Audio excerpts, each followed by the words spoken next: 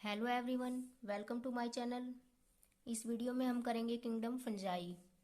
Last video में हम kingdom Monera and kingdom Protista को कवर कर चुके हैं। Next kingdom is kingdom fungi. Fungi एक कोस्मोपॉलिटन ऑर्गेनिज्म है। कोस्मोपॉलिटन होता है जो हर जगह पे पाया जाता है, in air, in on plants, on animals, on bread mould. Fungi जो ग्रो करती है वो वार्म एंड ह्यूमिड कंडीशन में ग्रो करती है।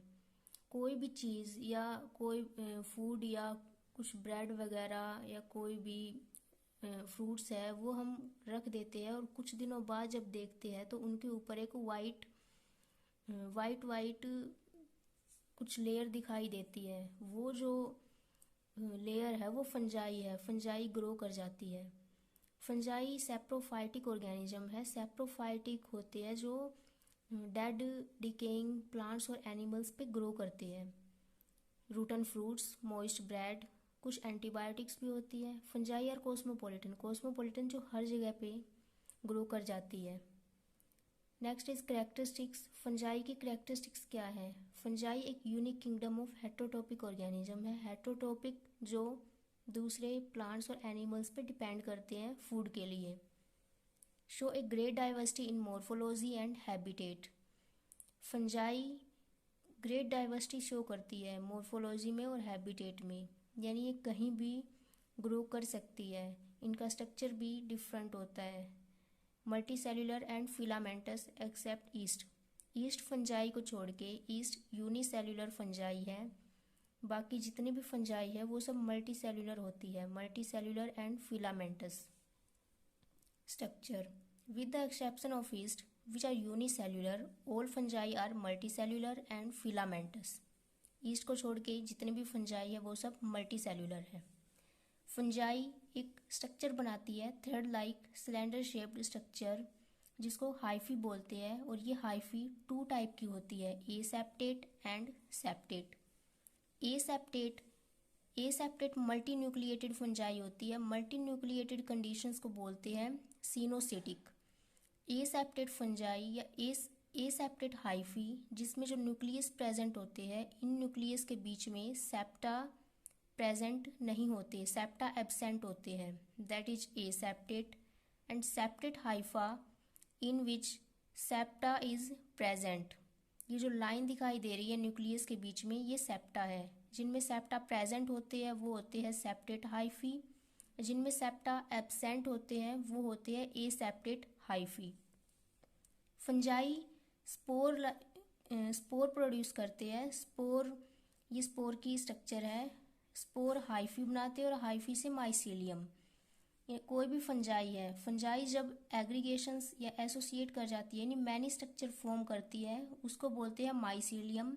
और माइसीलियम आगे फ्रूटिंग बॉडीज को प्रोड्यूस करती है।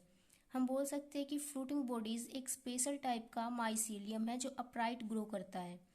जैसे ये माइसीलियम है और माइसीलियम के ऊपर ये ऐसे यहाँ पे, और ये फ्रूटिंग बॉडीज है।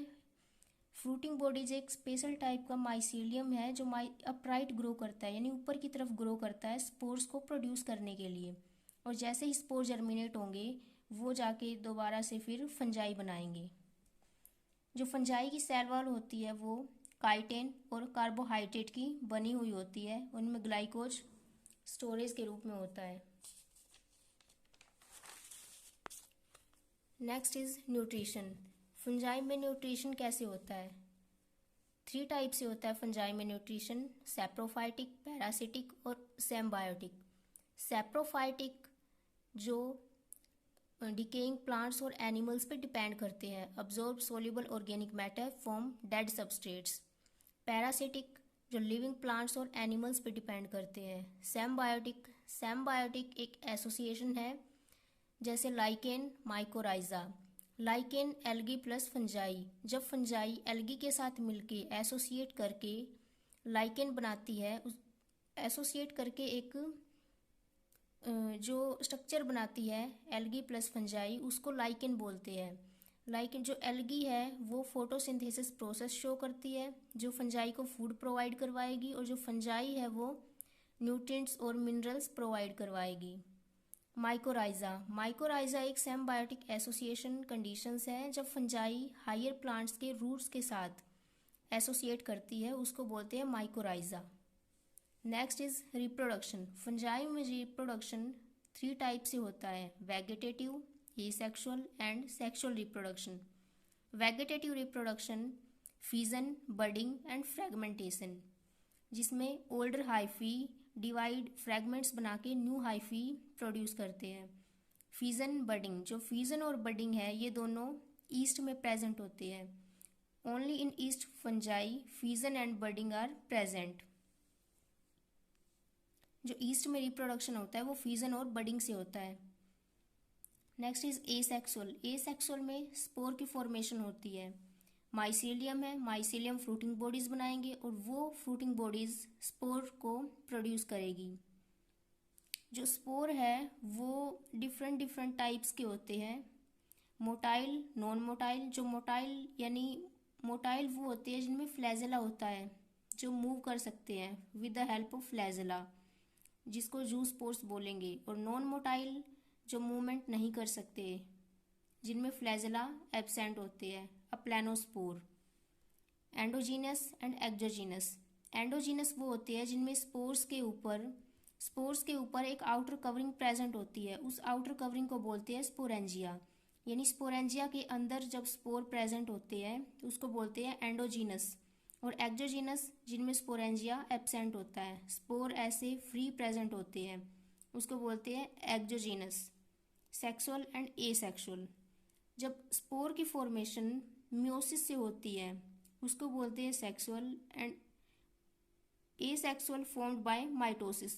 जब स्पोर की फॉर्मेशन माइटोसिस से होती है उसको बोलते हैं asexual spore. Next is sexual reproduction. Fungi में सेक्सुअल रिप्रोडक्शन के 3 स्टेप्स हैं, plasmogamy, dikaryon and meiosis. Plasmogamy क्या होती है? प्लाज्मोगैमी होती है जब प्रोटोप्लाज्म फ्यूज कर जाते हैं, उस कंडीशन को बोलते हैं प्लाज्मोगैमी। ये माइसीलियम है। माइसीलियम हैप्लॉइड होते हैं। जब माइसीलियम गैमेट्स को बनाएंगे, गैमेट्स भी हैप्लॉइड होते हैं, और ये दोनों गैमेट्स जब आपस में फ्यूज कर जाएंगे उस कंडीशन को बोलेंगे प्लाज्मोगैमी। और ये जो स्ट्रक्चर बना है प्लाज्मोगैमी के बाद, ये स्ट्रक्चर है डाइकैरियोन। डाइकैरियोन क्यों बोलते हैं इसको? डाई यानी 2, कैरियोन, कैरियोन होता है न्यूक्लियस। इस स्ट्रक्चर में आप देख रहे हो कि 2 न्यूक्लियस है, तो ये है डाइकैरियोन। डाइकैरियोन के बाद जो प्रोसेस होती है वो होती है कैरियोगैमी। कैरियोगैमी इन विच न्यूक्लियस फ्यूज। यहाँ पे जो जाइगोट बना है डाइकैरियोन के बाद, इस जाइगोट में न्यूक्लियस, ये जो 2 न्यूक्लियस थे वो फ्यूज करके 1 न्यूक्लियस बनाएंगे। जाइगोट डिप्लॉइड होता है और फिर आगे जाइगोट में मियोसिस होएगी, और मियोसिस होने के बाद स्पोर्स प्रोड्यूस करेंगे। ये स्पोर्स हैप्लॉइड है। फिर इन स्पोर्स में माइटोसिस से दोबारा से माइसीलियम बन जाएगा। इसे ये साइकिल